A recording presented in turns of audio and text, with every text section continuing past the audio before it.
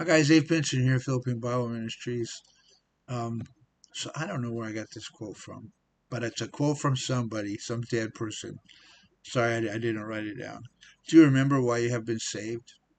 So that the Son of God will be manifested in your life.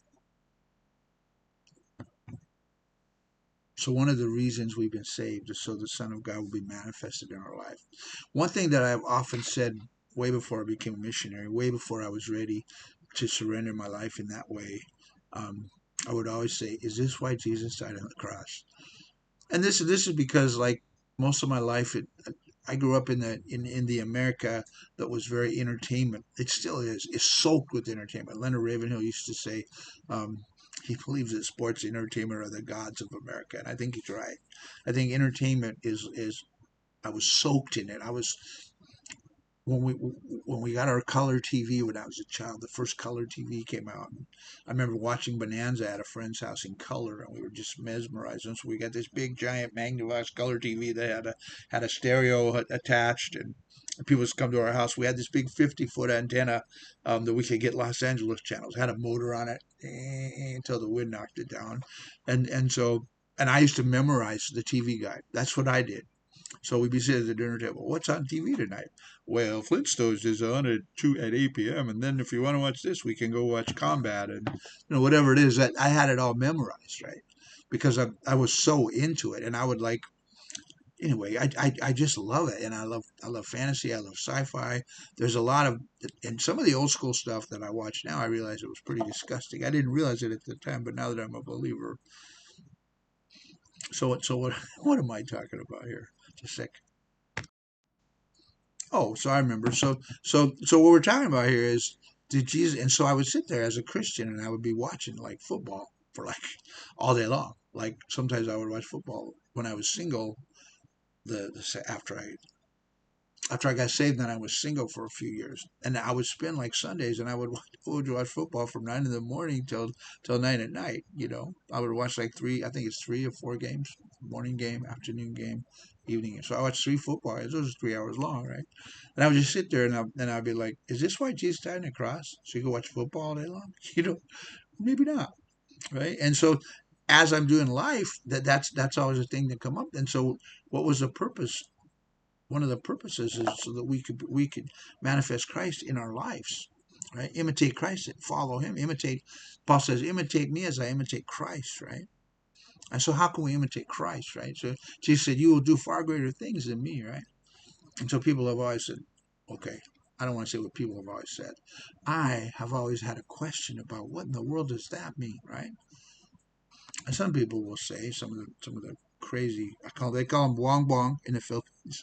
Crazy people will say, well, that means we can heal people, we can raise people from the dead, we can do all these miracles, and because there's so many of us, instead of just Jesus, we can have thousands of people going around healing, raising people from the dead, and or we could do that. We could do miracles. I don't think that's what it means at all.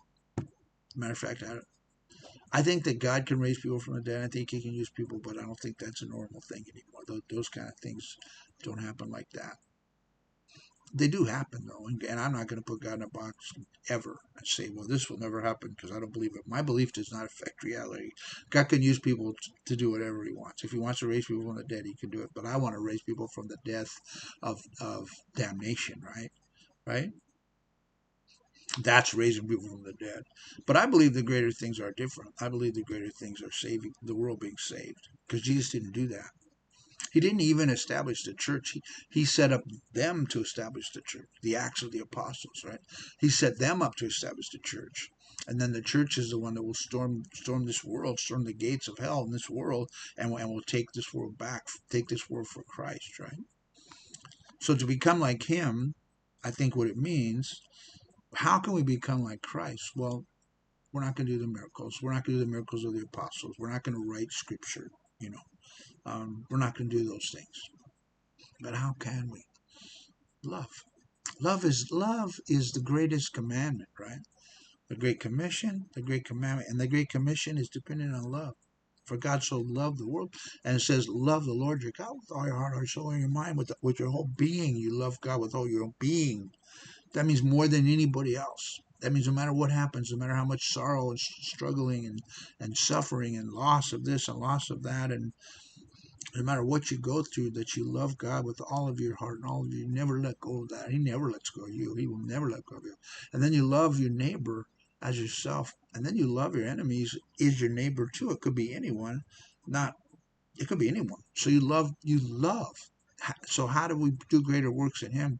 By loving the world back into Christ. So what is the purpose of Jesus dying on the cross? Well, one of the purposes is that we could become like Him. From glory to glory, it says it's like we look in a mirror, and the more times that we lay down our own self-centeredness and self nonsense and anger and all that stuff in our sin and turn and love others, then the more we start to look like Christ from glory to glory. Each one of those glories is when you're able to do that. In my mind, it doesn't mean raising people from the dead and speaking in tongues and having great preaching. It doesn't mean that. It means touching people with God's love, because that's how we win the world. So whenever you do those greater things, right? That's how we win the world over to Christ, right? By loving other people. So one of the purposes He came is to make us like Him in that way. We'll never be God. We'll never be walking on water and doing those things. And those things pale in comparison to laying your life down for others and loving others. So let's love the world back to Christ. God bless you guys. Ta ta for now.